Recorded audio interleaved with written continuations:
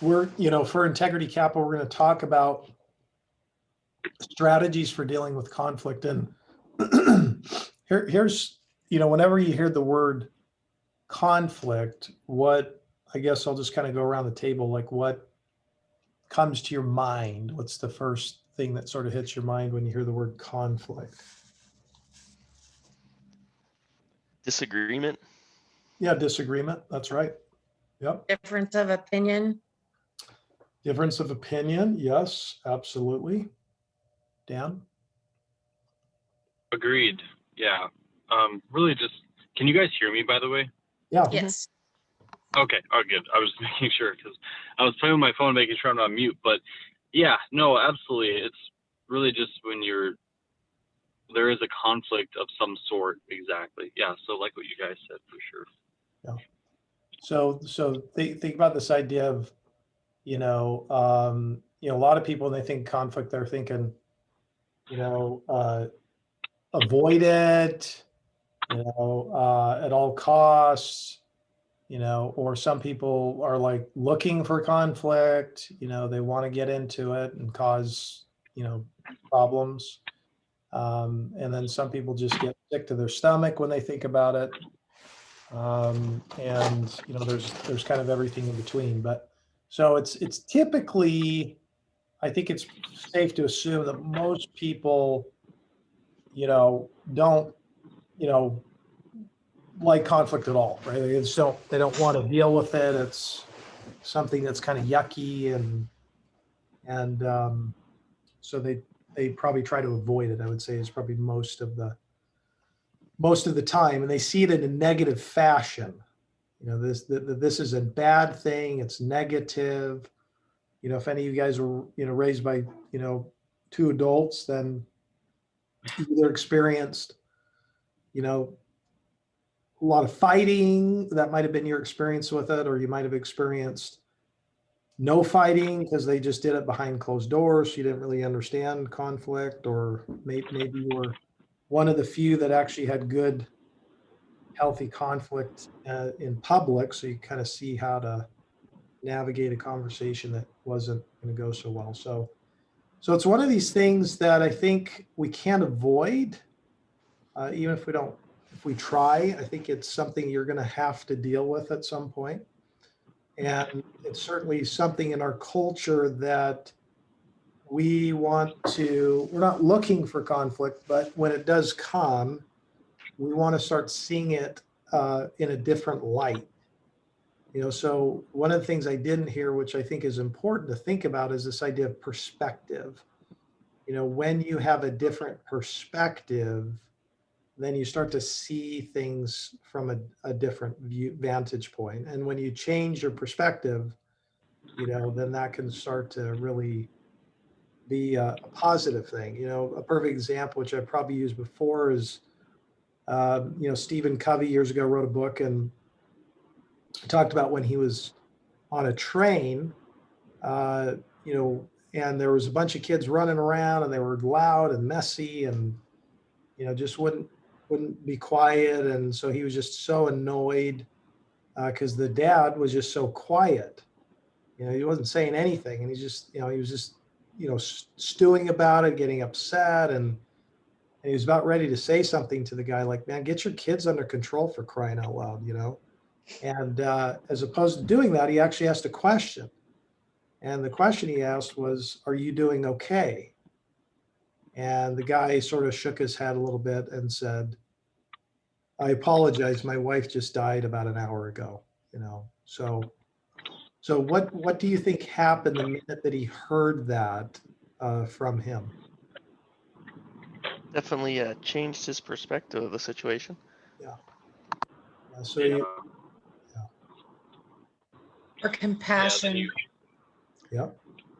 Or compassion. Yeah, a sense of sadness, because you might have been assuming something differently of that person prior to them sharing that, sensitive piece of the sensitive words there. So So I wanted to share, my fiance attended this training at work, Okay. and it was all about unconscious bias.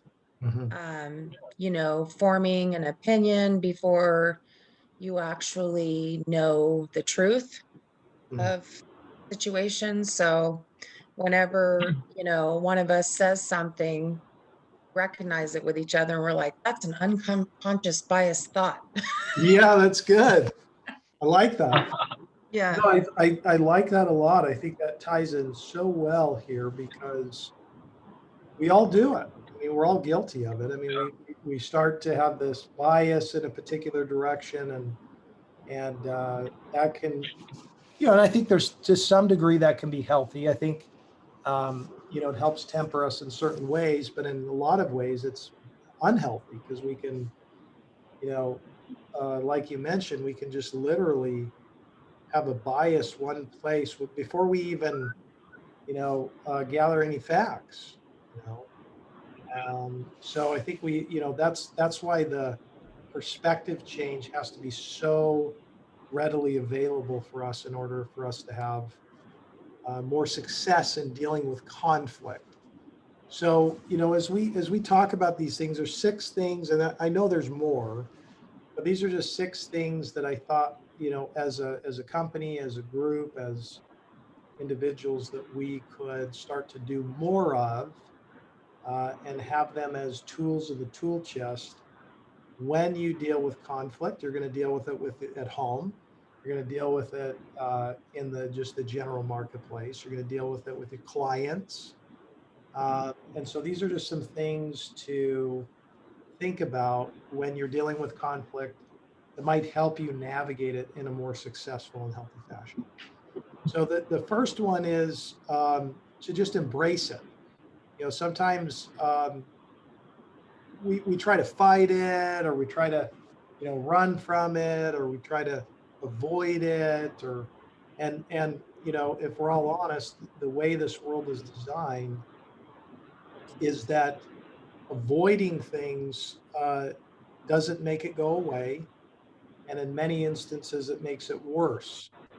um, you know, and so the minute that you embrace reality, that okay, I'm going to have in conflict, I'm going to have this conversation, and I just accept it, you know, I embrace it for what it is. There will be some conflict, and as opposed to denying it, you just embrace it, just accept it for what it is. You know, that even goes for, you know, if somebody's an alcoholic, same thing. You just embrace the fact that you have a problem, you know, and then you can start working towards healing. You know, the same thing goes for someone that struggles with anxiousness. You try to fight it all the time. The minute you just say, you know what, I feel it, you know, you start to move towards the thing. So just embrace it. Is I think the first thing that seems a little bit simplistic, but I would say it's true, is just to accept it for what it is. Um, the second thing to think about is to talk together. You know, whoever you're going to have the conflict with, um, you know, is to literally just set some time aside to just ask them to have a discussion, and to carve out time, and just, you know, setting that conversation up to have a discussion, to talk about the problem, and to be really careful not to attack somebody's character by making assumptions, and, you know, character assumptions, and, you know, things like, you know, you meant to do this, or this was what you meant, you know, just, you know, this character attacking, but just literally just talking and slowing down and spending a little bit of time. And um, and so you know, so I think that's just helpful, um, you know, to do so. um, so the first thing, just accept it for what it is. You know, the second thing is to talk together about it, to have a discussion about it. um, and then the third thing is just to listen carefully. And this one's hard for me, but it's really important, which is just to really hear somebody and to listen to what they have to say. And that takes patience. It takes time. It means that you have to really hear what they had to say. And I don't know if you guys have ever experienced this before, but a lot of times when you're in conflict, you're actually not listening, but you're listening to yourself on what it is that you're going to say to rebuke what it is that they just said. Have you guys ever experienced that before?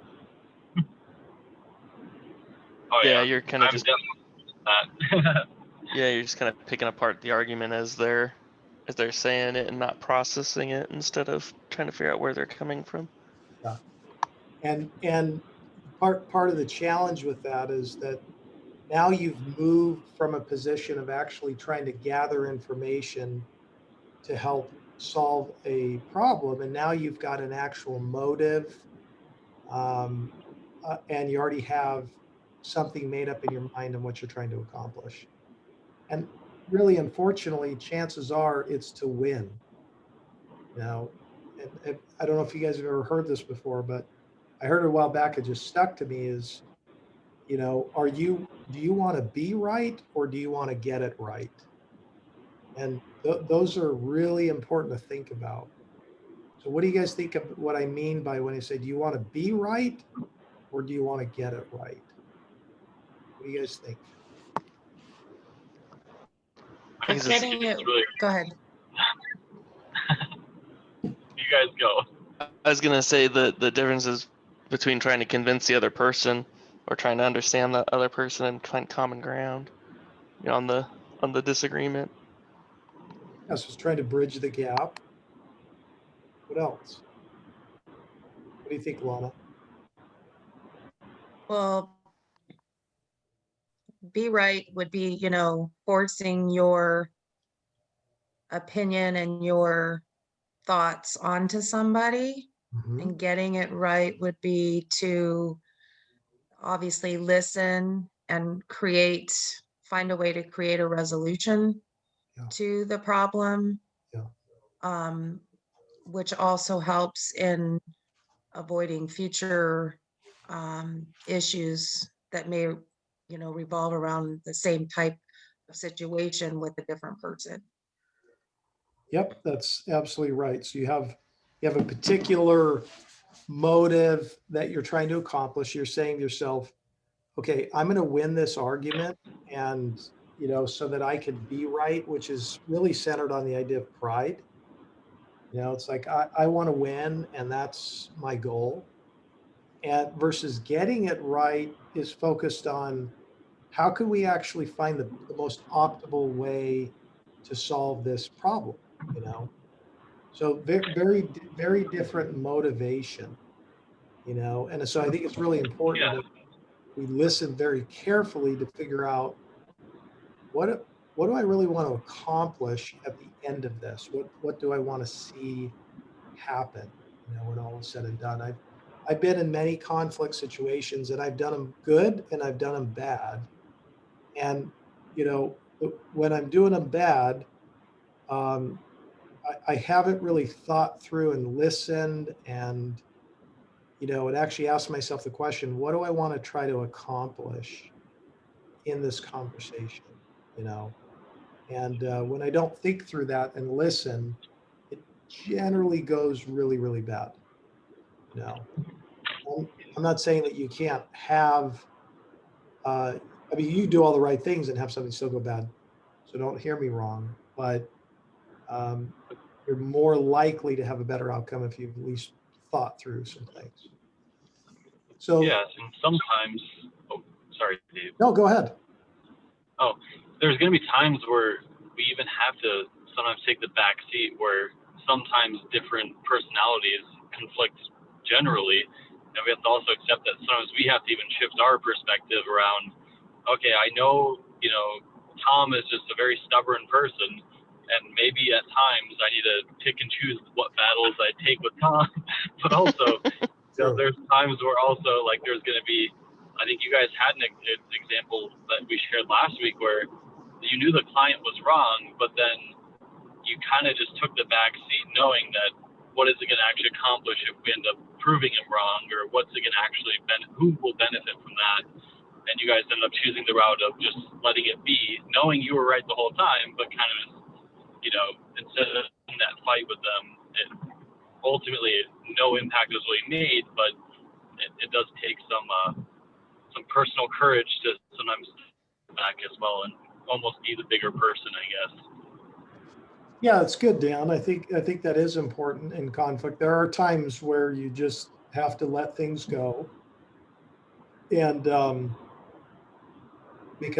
realizing that we're all human and we all make mistakes, and that's where grace comes in, just to give people bandwidth to make mistakes or have a bad day or whatever that is. So I think that's a good thing to remember when you're working through whether you should have the conversation or not. So like that insight. Okay, so again, embrace it, talk together, listen carefully, which is a skill. And the fourth one is to find agreement. What do I mean by finding agreement? Because I know we just talked about we're not in agreement, so we're in conflict. So what do I mean by finding agreement? Coming to common ground. Yeah, common ground, something that you guys both can agree on. What else? Yeah, I think it's the common ground piece. You don't have to agree 100% with each other, but accept that, there's gonna be a area of disagreement, but there should be an overlapping area of agreement that, Yeah, I mean, makes it work. exactly. That might even be in some instances where you're trying to wrestle around. You may go, hey, I think we can both agree that we really want to solve this problem, or that we really are passionate about doing what's right, or, we both really have a high sense of justice, and I think that's a good thing.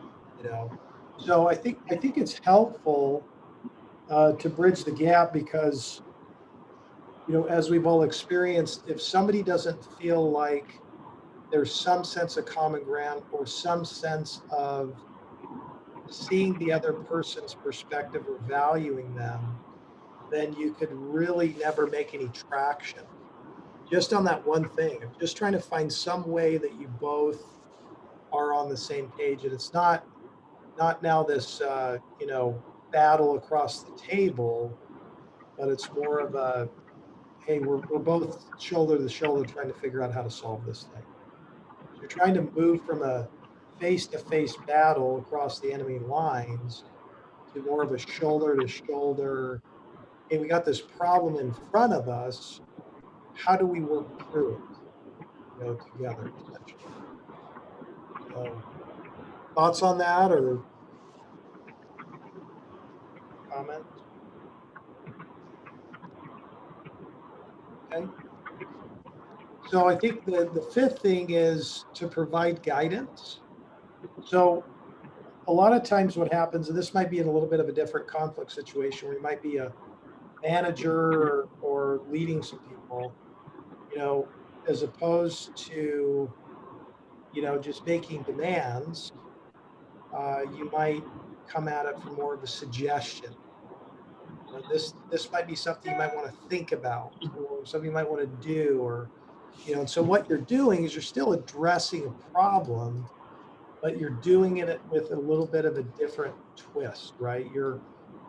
Sometimes it's not what you say, but it's how you say it that can make a big difference. And so I think it's important that we watch our words, use them wisely in providing guidance to people in a way that would be most fruitful for them, as opposed to saying, you have to do it this way and being demanding. versus if you're making suggestions and, giving people some things to think about as they go, might be a little bit more of a soft blow.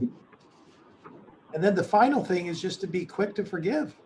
This is sometimes the hardest one for people. There's going to be some hurt sometimes when you get into conflict, and there might be some things said that were a little hurtful. And so I think the winner, in fact, when we got married, our pastor said to us that he said, well, the most mature one in the relationship is the one who asks for forgiveness first. And so I was like, oh, now you made this a competition, huh? So, but there was a lot of wisdom in that, that, there's something really healthy about asking for forgiveness or being willing to forgive, where you can really grow in how you deal with conflict with people. So, I guess, these are just some ideas and tactics, but my question to you guys is, what do you, how have you typically broached conflict in the past, and how's that turned out for you? And how have you typically, broached it? Yeah, so I used to struggle a lot with conflict, and I used to just let it go, and then it would just eat at me for, days, weeks, months until I finally approached it. And so now, through the successful failures of learning through that and how much it would impact me, not just personally, but professionally, whenever there's a conflict, I like to just attack it head on. And I always like to just have it very well thought out, and, implementing these 6 things is going to be really helpful too. But just to really know like what exactly it is I'm trying to get, what the end result should look like, in my opinion, but then also having reason with the other person as well, or people even. And it's not all about winning, it's about finding that common ground. So the acceptance and asking for forgiveness is always, important too, because I'm not always right too. So emotions get in the way, and it kind of fogs up our thinking and, what we actually believe to be true, or whatever it is. So now I just try to go for it head on, but also with a very strong and, good reason why I feel that way, and then explain that, my side, and then hear out the other person's side. Just today, actually, I had a deal that I thought I was basically gonna, move forward with, and then there was another broker that, promised something that might actually be totally unrealistically amazing. And so the client went and said, hey, this other broker who's out of Vegas got this other quote for, 30-year amortization, 3.45 fixed for 5 years on a triple net deal. And I'm thinking, is that even possible? So, at that point, there's so many things I wanted to say, but all I said was, okay, well, I respect that. If you find that that's not the actual situation at hand, I'll be here ready to help you out. So, there are conflicts with our own clients that we have to kind of face, that it happens spot on, and you have to kind of, be able to navigate those as quickly as you can too. So It's good. No, I like that. I like how you put that, which is fantastic. What else? Lana, what about you? Have you ever had to deal with conflict before? Never. I know. Conflict free. Lana in California. Yeah. Well, of course, it's you're always changing and evolving, and as you get older, you handle things differently. Yeah. And in my conflicts in the past are really have been emotion driven. Mhm. So I've learned through the years to wait before I try to resolve a problem until emotions calm down. So that's one thing. The other thing is for me, I've always been one to address a situation when it happens, or, I think about it, but I tend to want to get to a resolution. That's always been my nature. Mm. But yeah, I would just say that emotions, I don't really have any specific scenario Sure. off the top of my head, but I would just say that it's something I still struggle with today.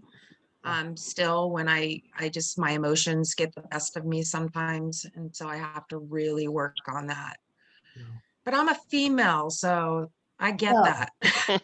Okay, we need some emotion because sometimes us guys just kind of blurt things out. So we need a little, Sometimes I wish I was a guy. yeah, yeah, you're, I get it. So what I liked about that is the fact that, you know, I think we all can have that propensity. The emotions can flare up and, pride or whatever, whatever's going on, you kind of get stirred up, and you find yourself. So I like the idea of just taking a step back, slowing it down, taking a night to sleep, sleep it off, so to speak, right? Until you address it, calm down. We've even found that having to do with our kids. We just realized we just have to have them go calm down, right? Because we're never going to make any progress when they're heightened. So I think that's a wise thing to do. So good information. I like that. What about you, Tom? You've had to be with me for years, so I know there's lots of conflict.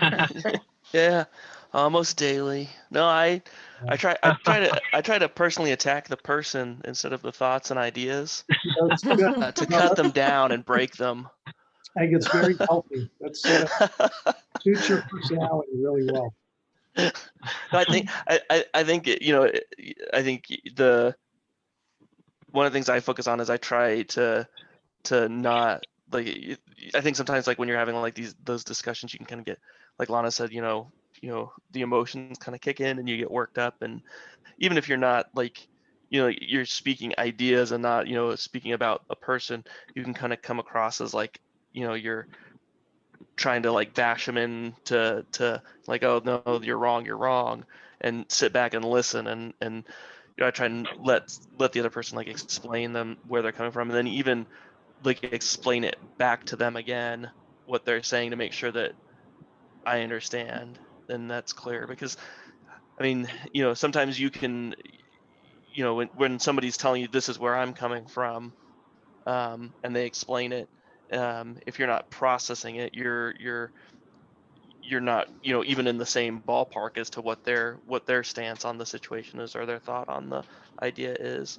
So I think it's important to make sure that, explain back to them, make sure that you understand where they're coming from and get their agreement. Like, yes, you seem to have the concept of, where I'm coming from, and explain, where you're coming from, but, without trying to get too, getting emotions into it, or, explain clear and calmly, and also acknowledge that, you understand, and obviously in some points agree where they're coming from, so you can't just say, oh, nope, you're right, I'll walk away from this, but you have to acknowledge that, you